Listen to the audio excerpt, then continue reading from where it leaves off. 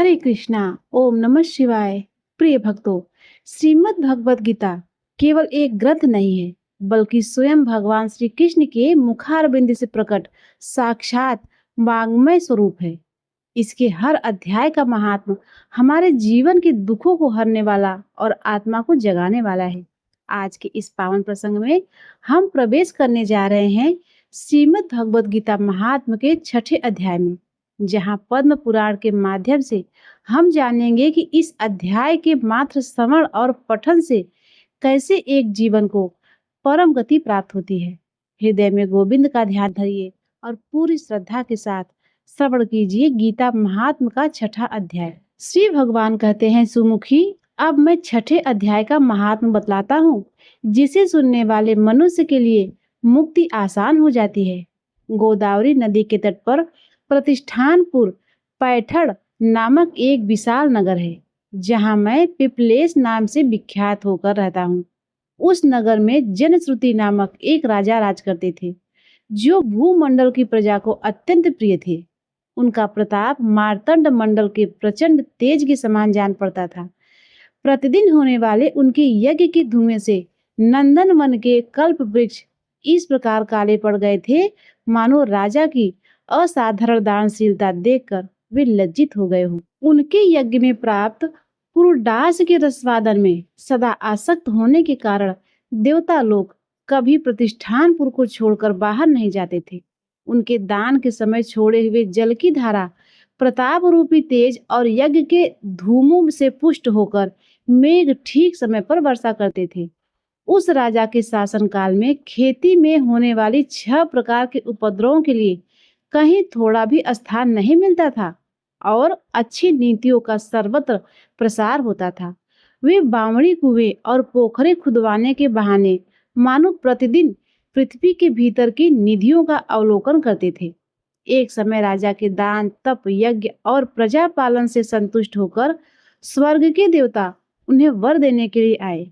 वे कमल नाल के समान उज्जवल हंसों का रूप धारण कर अपनी पंख हिलाते हुए आकाश मार्ग से चलने लगे।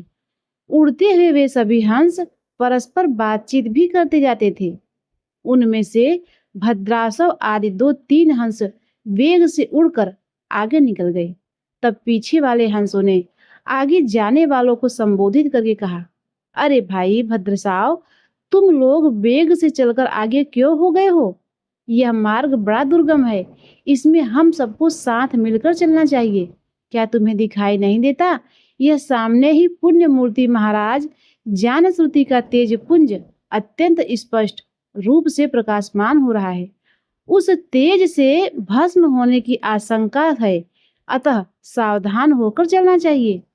पीछे वाले हंसों के ये वचन सुनकर आगे वाले हंस हंस पड़े और उच्च स्वर में उनकी बातों की अवहेलना करते हुए बोले, अरे भाई, क्या इस राजा ज्ञानश्रुति का तेज ब्रह्मवादी महात्मा रैक्व के तेज से भी अधिक है? हंसों की ये बातें सुनकर राजा ज्ञानश्रुति अपने ऊंचे महल की छत से उतर गए और सुखपूर्वक आसन पर विराजमान हो अपने सारथी को बुलाकर बोले, जाओ महात्मा रैक को यहाँ ले आओ। राजा का यह अमृत के समान वचन सुनकर मह नामक सारथी प्रसन्नता प्रकट करता हुआ नगर से बाहर निकला। सबसे पहले उसने मुक्तिदायिनी काशीपुरी की यात्रा की, जहाँ जगत के स्वामी भगवान विश्वनाथ मनुष्यों को उपदेश दिया करते हैं। उसके बाद वह गया क्षेत्र में पहुंचा, जहाँ प्रफुल्ल नेत्रों वाले भगवान गदाधर संपूर्ण लोकों का उद्धार करने के लिए निवास करते हैं। तदंतर नाना तीर्थों में भ्रमण करता हुआ सारथी पापनाशनी मथुरापुरी गया। यह भगवान श्री कृष्ण का आदि स्थान है, जो परम महान तथा मोक्ष प्रदान करने वाला है। वेद और शास्त्रों में वह तीर्थ त्रिभुवनपति भगवान गोविंद के अवतार स्थान के नाम से प्रसिद्ध है। नाना प्रकार के देवता और महर्षि उसको धारण करते हैं। मथुरा नगर यमुना के किनारे शोभा पाता है। उसकी आकृति अर्धचंद्र के समान प्रतीत होती है। यह सब तीर्थों के निवास से परिपूर्ण है। परम आनंद प्रदान करने के कारण सुंदर प्रतीत होता है।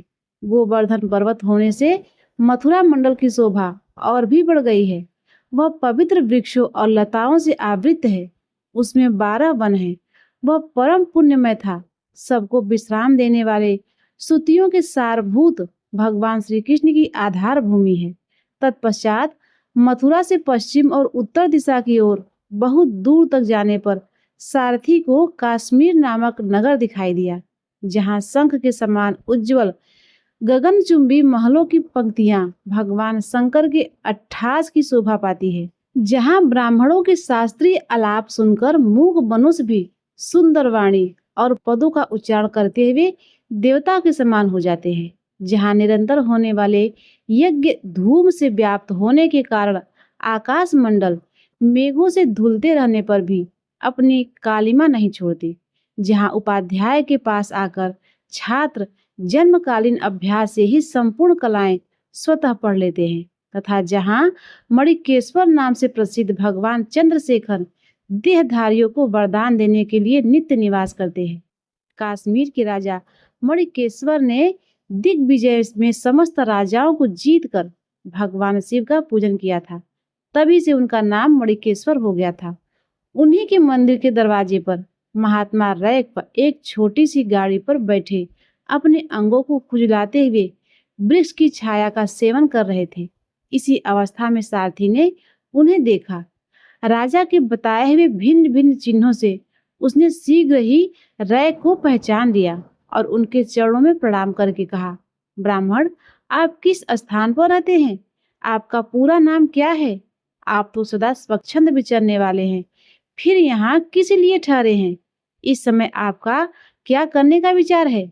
सारथी के यह वचन सुनकर परमानंद में निमग्न महात्मा रैक ने कुछ सोचकर उससे कहा, यद्यपि हम पूर्ण काम है, हमें किसी वस्तु की आवश्यकता नहीं है, तथापि कोई भी हमारी मनोवृत्ति के अनुसार परिचर्चा कर सकता है। रैक के हार्दिक अभिप्राय को आदर पूर्वक ग्रहण करके सारथी धीरे से राजा के पास चल दिया। वहां पहुंचकर राजा को प्रणाम करके उसने हाथ जोड़कर सारा निवेदन किया। उस समय स्वामी के दर्शन से उसके मन में बड़ी प्रसन्नता थी। सारथी के वचन सुनकर राजा के नेत्र आश्चर्य से चकित हो उठे।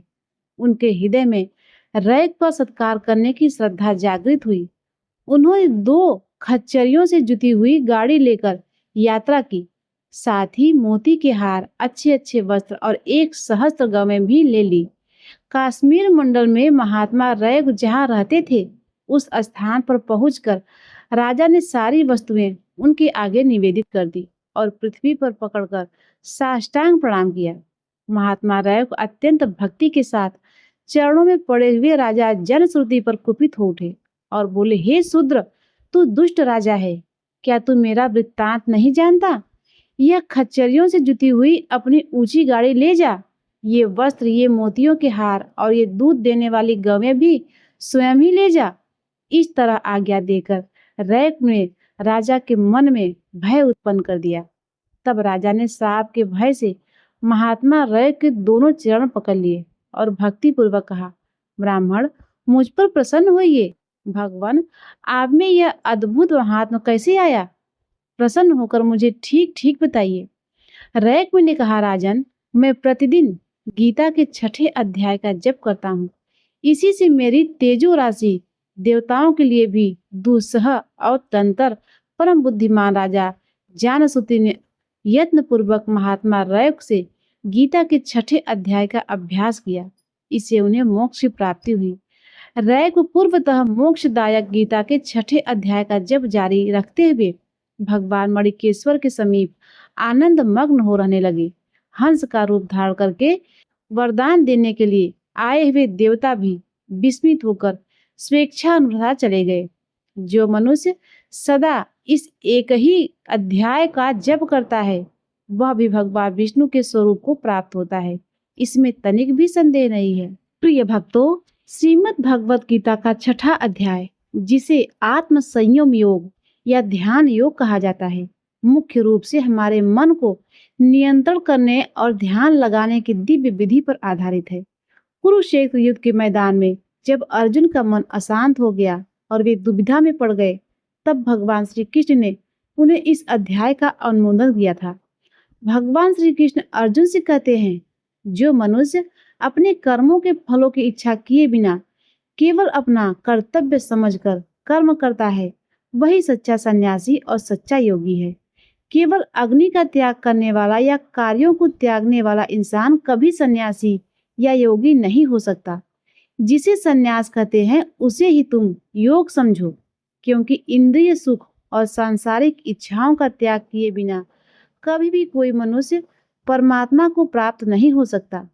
मन को बस में करने की इच्छा वाले मनुष्य को योग की प्राप्ति के लिए कर्तव्य कर्म करना चाहिए और योग को प्राप्त होते होते सभी सांसारिक इच्छाओं का अभाव हो जाता है, उसकी सफलता का कारण बनता है। जब मनुष्य सभी सांसारिक इच्छाओं का त्याग करके न तो शारीरिक सुख के लिए कार्य करता है और न ही फल की इच्छा रखता है, उस समय वह मनुष्य योग में स्थित कहलाता है। मनुष्य को चाहिए कि वह अपने मन के द्वारा अपना जन्म मृत्यु रूपी बंधन से उद्धार करने का प्रयत्न करे और अपने को नीचे गिरने दे, क्योंकि यह मन ही जीवात्मा का मित्र है और यही मन जीवात्मा का शत्रु भी है। जिसने अपने मन को वश में कर लिया है उसका वह मन ही परम मित्र बन जाता है। लेकिन जो मनुष्य मन को वश में नहीं कर पाता उसके लिए वह मन ही परम शत्रु समान व्यवहार करता है। जिसने मन को जीत लिया है और जो शांत है उसे परमात्मा पूर्ण स्वरूप से प्राप्त हो जाते हैं। ऐसे मनुष्य के लिए सर्दी गर्मी सुख दुख और मान अपमान सब एक समान होते हैं। वह स्थिर चित्त वाला और इंद्रियों को बस में करके परमात्मा के द्वारा ज्ञान पूर्ण संतुष्ट रहता है। ऐसे परमात्मा को प्राप्त हुए मनुष्य के लिए मिट्टी पत्थर और सोना सब एक समान हो जाते हैं। ऐसा मनुष्य स्वभाव से सभी का हित चाहने वाला, मित्रों और शत्रुओं में, तटस्थानों और मध्य स्थानों में, शुभ चिंतकों और ईर्षालुओं में, पुण्यात्माओं और पापात्माओं में भी एक समान भाव रखने वाला होता है। ऐसा श्रेष्ठ मनुष्य निरंतर मन और शरीर से किसी भी वस्तु के प्रति आकर्षित हुए बिना तथा किसी भी वस्तु का संग्रह किए बिना परमात्मा के ध्यान में एक ही भाव में स्थित रहता है। इसके बाद भगवान श्री कृष्ण योग में स्थित होने की विधि और उसके लक्षण बताते हैं। योग के अभ्यास के लिए मनुष्य को एकांत स्थान में पवित्र भूमि पर, जो न तो बहुत ऊंचा हो और न ही बहुत नीचा, कुशा के आसन पर मुलायम वस्त्र या मृगछाला बिछाकर बैठना चाहिए। उस पर दृढ़ता पूर्वक बैठकर मन को एक बिंदु पर स्थिर करके चित्त और इंद्रियों की क्रियाओं को बस में रखते हुए अंतःकरण की शुद्धि के लिए योग का अभ्यास करना चाहिए। योग के अभ्यास के समय मनुष्य को अपने शरीर, गर्दन, सिर को अचल और स्थिर रखना चाहिए। अपनी नासिका के आगे के सिर पर दृष्टि स्थित करके इधर उधर अन्य दिशाओं को न देखता हुआ बिना किसी भय के ब्रह्मचर्य व्रत में स्थित रहकर मन को भली भांति शांत करना चाहिए। मुझे ही अपना लक्ष्य बनाकर और मेरे ही आश्रय होकर अपने मन को मुझ में स्थित करके मनुष्य को अपने हृदय में मेरा ही चिंतन करना चाहिए। मनुष्य को चाहिए कि वह विश्वास पूर्वक अभ्यास करता हुआ मन को आत्मा में स्थित करे और परमात्मा के चिंतन के अलावा अन्य किसी वस्तु का चिंतन न करे। स्वभाव में स्थिर न रहने वाला और सदा चंचल रहने वाला यह मन जहां जहां भी संसार में जाए वहां वहां से इसे खींचकर अपनी आत्मा में स्थित करना चाहिए। योग में स्थित मनुष्य का मन जब परमात्मा एक ही भाव में स्थित रहता है और जिसकी वासनाएं भली प्रकार से शांत हो चुकी हैं, ऐसे योगी सभी पापों से मुक्त होकर उत्तम आनंद को प्राप्त करता है। इस प्रकार योग में स्थित मनुष्य निरंतर योग अभ्यास द्वारा सभी प्रकार के पापों से मुक्त होकर सुखपूर्वक पर ब्रह्म से एक ही भाव में स्थिर रहकर दिव्य प्रेम स्वरूप परम आनंद को प्राप्त करता है। ऐसा योगी सभी प्राणियों में एक ही आत्मा का प्रसार देखता है और सभी प्राणियों को उस एक ही परमात्मा में स्थित देखता है। वह सभी को एक समान भाव से देखने वाला होता है। भगवान कहते हैं, जो मनुष्य सभी प्राणियों में मुझ परमात्मा को ही देखता है उसके लिए मैं कभी अदृश्य नहीं होता, वह मेरे लिए कभी अदृश्य नहीं होता। योग में स्थित जो मनुष्य सभी प्राणियों के हृदय में मुझको स्थित देखता है और भक्ति भाव से स्थित होकर मेरा ही स्मरण करता है। वह योगी सब प्रकार से सदैव मुझ में ही स्थित रहता है। हे अर्जुन, योग में स्थित जो मनुष्य अपने ही समान सभी प्राणियों को देखता है, सभी प्राणियों के सुख और दुख को भी एक समान रूप से देखता है, उसी को परम पूर्ण योगी समझना चाहिए। यह सब सुनकर अर्जुन के मन में एक शंका उठती है और वे कहते हैं, हे मधुसूदन, यह योग की विधि जिसके द्वारा समत्व भाव की दृष्टि मिलती है और जिसका आपने वर्णन किया है, मन की चंचलता के कारण मैं इस स्थिति में स्वयं को अधिक समय तक स्थित नहीं देखता हूँ, क्योंकि हे कृष्ण, यह मन निश्चय ही बड़ा चंचल है, बुद्धि को मथ डालने वाला है और बड़ा ही हठी तथा बलवान है। मुझे इस मन को वश में करना वायु को रोकने के समान अत्यंत कठिन लगता है। अर्जुन की बात सुनकर श्री भगवान ने कहा, हे महाभाऊ कुंती पुत्र, इसमें कोई संशय नहीं है कि चंचल मन को वश में करना अत्यंत कठिन है, किंतु उसे सभी सांसारिक कामनाओं से के त्याग यानी वैराग्य और निरंतर अभ्यास द्वारा वश में किया जा सकता है।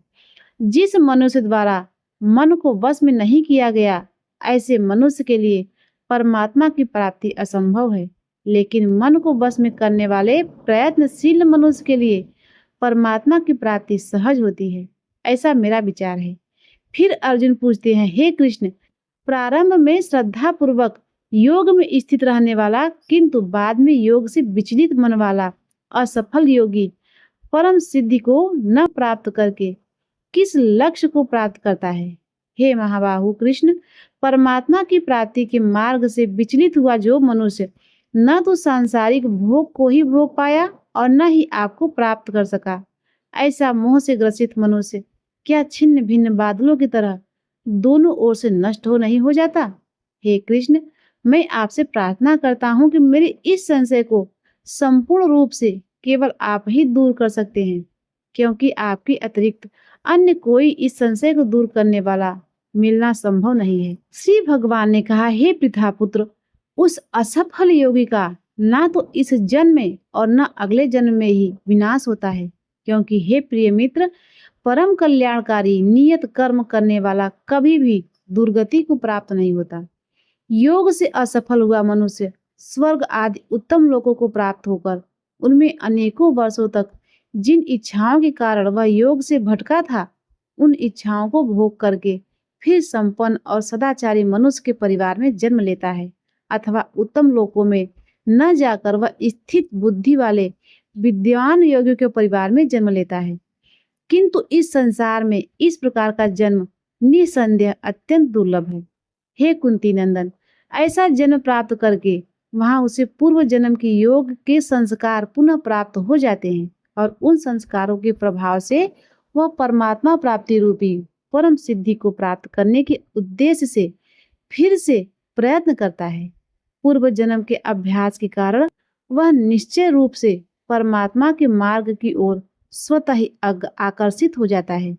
ऐसा जिज्ञासु योगी शास्त्रों के अनुष्ठानों का उल्लंघन करके योग में स्थित हो जाता है। ऐसा योगी समस्त पाप कर्मों से शुद्ध होकर अनेक जन्मों के कठिन अभ्यास से इस जन्म में प्रयत्न करते हुए परम बुद्धि को प्राप्त करने के पश्चात परम गति को प्राप्त करता है। भगवान श्री कृष्ण इस अध्याय का उपसंहार करते हुए कहते हैं, तपस्वियों से योगी श्रेष्ठ है, शास्त्र ज्ञानियों से भी योगी श्रेष्ठ माना जाता है और सकाम कर्म करने वाले की अपेक्षा भी योगी श्रेष्ठ है। इसीलिए हे अर्जुन, तुम योगी बनो और सभी प्रकार की योगियों में से भी जो पूर्ण श्रद्धा सहित संपूर्ण रूप से मेरे आश्रित हुए अपने अंतःकरण में मुझको निरंतर स्मरण करता है और मेरी दिव्य प्रेमा भक्ति में लीन रहता है, ऐसा योगी मेरे द्वारा सबके परम योगी माना जाता है। इस प्रकार श्रीमद् भागवत का ध्यान योग नाम का यह छठा अध्याय हमें सिखाता है कि बाहरी दुनिया को जीतने से पहले अपने भीतर के मन को जीतना कितना आवश्यक है। जो मनुष्य इस दिव्य ज्ञान को सुनकर अपने जीवन में उतारता है, वह उसका मन उसका सबसे बड़ा मित्र बन जाता है। ऐसा शांत और नियंत्रित मन ही जीवन की हर परीक्षा में विजयी होता है और अंत में साक्षात सच्चिदानंद परमात्मा के परम ध्यान को प्राप्त करता है। इस अनमोल ज्ञान की छांव में रहकर हम सभी का जीवन कल्याणकारी और आनंदित हो, इसी मंगल कामना के साथ गीता का यह पावन संदेश पूर्ण हुआ। श्रीमद् भगवत गीता के श्री कृष्ण अर्जुन संवाद में ध्यान योग नाम का छठा अध्याय संपूर्ण हुआ। हरिओम तत्सत। प्रिय भक्तों, अब आइए सुनते हैं श्री कृष्ण चालीसा और आरती का पाठ। बंसी शोभित कर मधुर नील जलद तन श्याम, अरुण अधर जनु बिंबा फल नयन कमल अभिराम। पूर्ण इंद्र अरविंद मुख पीतांबर शुभ साज, जय मनमोहन मदन छवि कृष्ण चंद्र महाराज। चौपाई। जय यदुनंदन जय जगवंदन, जय वसुदेव देवकी नंदन, जय यशोदा सुत नंद दुलारे, जय प्रभु भक्तन के त्रिगतारे। जय नटनागर नागन थैया, कृष्ण कन्हैया धेनु चरैया। पुनिनक पर प्रभु गिरिवर धारो, आओ दीनन कष्ट निवारो। बंसी मधुर अधर धर तेरी, होवे पूर्ण मनोरथ मेरो। आओ हरि पुनि माखन चाखो, आज लाज भारत की राखो। गोल कपोक चिबुक अरुड़ारे, मृदु मुस्कान मोहिनी डारे। रंजित राजीव नयन विशाला, मोर मुकुट बैजंती माला। कुंडल श्रवण पीठ पर आछे, कटि किंकड़ी काछन काछे। नील जलद सुंदर तन सोहे, छवि लख सुर नर मुनि मोहे। मस्तक तिलक अलक घुंघराले, आओ कृष्ण बांसुरी वाले। करि पै पान पूत नहीं तार्यो, अका बका कागा सुर मार्यो। मधुबन जलद अग्नि जब ज्वाला, भय शीतल लख तै नंद लाला। सुरपद जबर चढ़ो चिरसाई, मूसल धार वारी बरसाई। लगत लगत ब्रज चहन बहायो, गोवर्धन नख धारी बचायो। लख यशोदा मन भ्रम अधिकाई, मुँह में 14 भुवन दिखाई। दुष्ट कंस अधि उधम मचायो, कोटि कमल जब फूल मंगायो। नाथ कालहि तब तुम लीन है, चरण चिन्ह दय निर्भय कीन है। करि गोपिन संग रास बिलासा, सबकी पूरण कर अभिलाषा। केतिक महा असुर संहार्यो, कंसई केस पकड़ी दई मार्यो। माता पिता की बंदी छुड़ाई, उग्रसेन कह राज दिलाई। महिषे मृतक छयो सुतलायो, मातु देव की शोक मिटायो। भौमासुर मोर दैत्य संहारी, लाए खरद सहस कुमारी। दय बीन त्रिचीर सहारा, जरा सिंधु राक्षस कह मारा। असुर बकासुर आदि को मार्यो, भक्तन के तब कष्ट निवार्यो। दीन सुदामा के दुख टार्यो, तंदुल 3 मुख मुठ डार्यो। प्रेम के साग विदुर घर मांग्यो, दुर्योधन के मेवा त्याग्यो। लख प्रेम की महिमा भारी, ऐसे श्याम दीन हितकारी। भारत के पारथ तथा के, लिए चक्र बल नहीं बलता के। निज गीता के ज्ञान सुनावे, भक्तन हृदय सुधा बरसावे। मीरा थी ऐसी मतवाली, विष पी गई बजा कर ताली।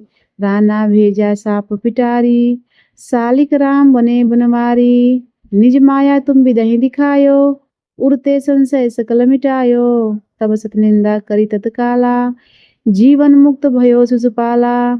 जब ही द्रौपदी टेर लगाई, दीनानाथ लाज अब जाई। तुरत ही बसन बने नंदलाला, बढ़े चीर भय अरि मुह काला।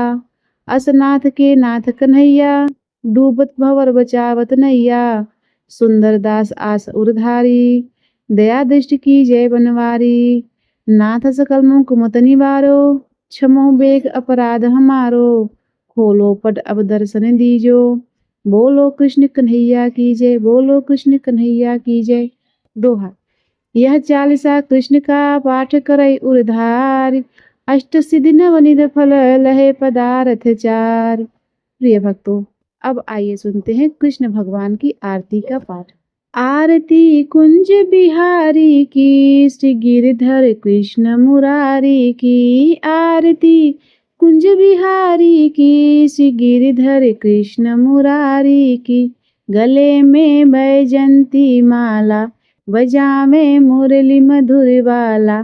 श्रवण में कुंडल छल काला, नंद के आनंद नंद लाला, गगन सम अंग कांति काली, राधिका चमक रही आली, लतन में ठाढ़े वनमाली, भ्रमरसी अलक कस्तूरी तिलक, चंद्र सी चलक ललित छवि श्यामा प्यारी की, श्री गिरधर कृष्ण मुरारी की, आरती कुंज बिहारी की, श्री गिरधर कृष्ण मुरारी की। कनक में मोर मुकुट बिलसै, देवता दर्शन को तरसै, गगन सो सुमन राशि भरसै, बजे मुरचंग मधुर मृदंग, ग्वाल संग अतुल रति गोप कुमारी की, श्री गिरधर कृष्ण मुरारी की, आरती कुंज बिहारी की, श्री गिरधर कृष्ण मुरारी की। जहाँ ते प्रकट भई गंगा, सकल मन हारिणी श्री गंगा, स्मरन्ते होत मोह भंगा, बसी वशीष जटा के बीच, हरै अग कीच चरण छवि श्री बनवारी की, श्री गिरधर कृष्ण मुरारी की, आरती कुंज बिहारी की, श्री गिरधर कृष्ण मुरारी की। चमकती उज्ज्वल तन रेणु, बज रही वृंदावन वेणु, चहु दिशि गोपी ग्वाल धेनु, हसत मृदु मंद चांदनी चंद, कटत भव फंद टेर सुन दीन दुखियारी की, श्री गिरधर कृष्ण मुरारी की, आरती कुंज बिहारी की, श्री गिरधर कृष्ण मुरारी की, आरती कुंज बिहारी की, श्री गिरधर कृष्ण मुरारी की, आरती कुंज बिहारी की, श्री गिरधर कृष्ण मुरारी की। प्रिय भक्तों, एक बार प्रेम से बोलिए श्री कृष्ण भगवान की जय।